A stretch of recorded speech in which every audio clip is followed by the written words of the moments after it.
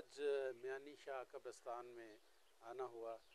यहाँ पे बहुत बड़े बड़े नाम, जिनमें वासफ़ अली वासफ़ साहब, इसी तरह गाजी इल्मुद्दीन शहीद साहब और बहुत बड़े बड़े नाम, अशफाक अहमद, बाबा अशफाक जिसको कहते हैं, तारक अजीज़ साहब, और इसके अलावा इतने बेशुमार नाम जिन्होंने पूरे पाकिस्तान के लिए सर्व किया, इस कौम के लिए सर्व किया।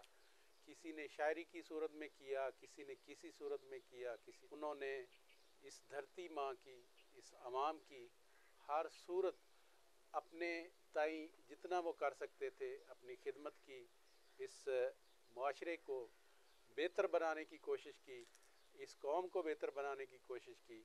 इस दुनिया पे आने का जो उनका मकसद हयात था वो उन्होंने अब मुकम्मल किया।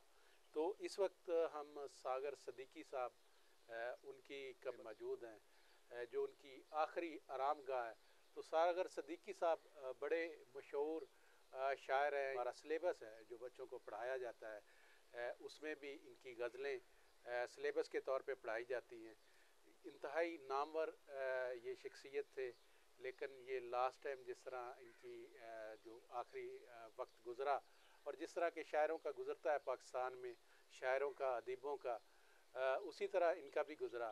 लेकिन खुदारा हुकूमत वक्त को इन शुराए कराम के हवाले से, इन अदीबों के, शायरों के, जो लिखने वाले हैं, जो बोलने वाले हैं, जो हक़ और सच की बात करने वाले हैं, जो दुनिया को, जो माशरे को आगाही फराम करते हैं, जो एक बहुत बेहतर सोच रखते हैं, पॉजिटिव सोच रखते हैं, वो लिखने की सूरत में हो, वो बोलने की सूरत में हो, वो किसी भी सूरत में वो सर्व करते हैं।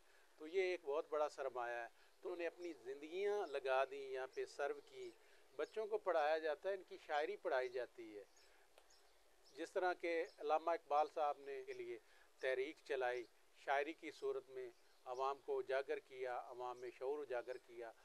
ये सारे शुरा कराम, ये अदीब, इनका यही काम है।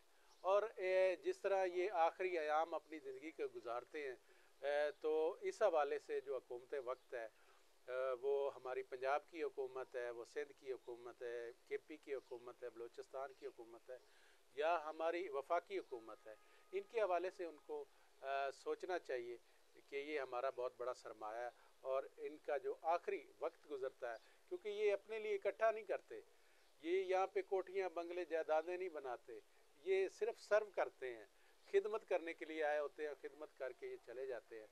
तो लास्ट आयाम में इनका जो ख़ास ख्याल रखना चाहिए। ये सागर सदीकी साहब के जिस तरह के लास्ट आयाम गुज़रे, जनरल ज़िया-उल हक़ साहब से भी इनकी मुलाकात हुई। ये शायरी करते थे तो जनरल ज़िया-उल हक़ ने मिलने की ख्वाहिश की, तो ये इन्होंने कहा कि मैं उनको नहीं मिल सकता। तो उसके बाद उन्होंने अपना एक वफ़द भेजा, जनरल ज़िया साहब से इनकी मुलाकात वहाँ पे हुई। तो उस वक्त एक इनका बहुत बड़ा जो शेर था, जिसकी वजह से जनरल ज़िया-उल हक़ मुतासर हुए थे और उन्होंने इनको मिलने की ख्वाहिश की थी। वो शेर था, जिस दौर में लुट जाए फ़कीरों की कमाई, उस हाकिम वक्त से कोई ना कोई भूल हुई होगी। इस तरह का एक इनका शेर था। जब ये इन्होंने शायरी की तो जनरल ज़िया-उल हक़ तक ये पैगाम पहुंचा और जनरल ज़िया-उल हक़ ने इनको मिलने की ख्वाहिश की थी और उसके बाद उनकी मुलाकात भी हुई थी।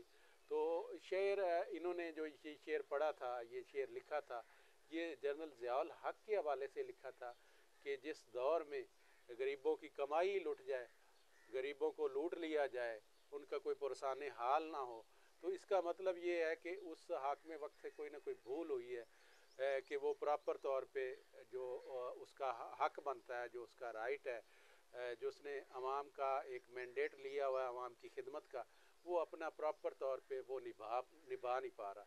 तो अल्लाह पाक इनको जवारे रहमत में जगह अता फरमाए। ये बहुत बड़े शायर थे, बहुत बड़े शायर थे। और इसी तरह जितने भी लोग अब अदीब हैं, शायर हैं, वो बहुत बड़ा सरमाया है। तो खुदारा उनका ख्याल रखा जाए।